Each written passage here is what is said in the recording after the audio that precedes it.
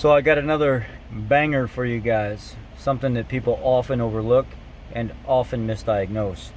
This 2014, I think it's a 2014 F-150 with a 5-liter engine comes into the shop. Getting information from your service writer is critical because a lot of times they write stuff down and you don't even know what the heck is going on. It says on here,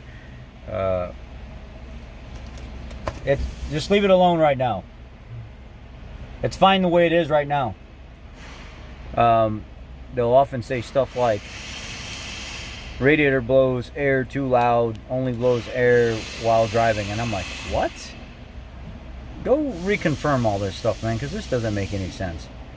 Then comes back and says, oh, the customer says the only time he gets heat is while he's driving like 60 mile an hour. And I was like, oh, well, that's a characteristic of probably air in the system, and the heater core has a lot of air in it, and it can't get the air out until it gets up to highway speeds.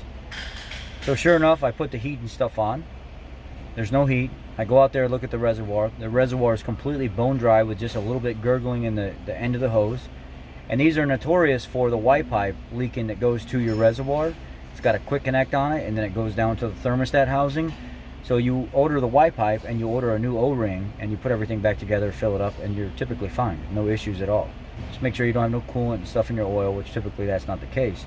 It's got so much air in the system it can't get the air out of the heater core until it gets up to highway speeds.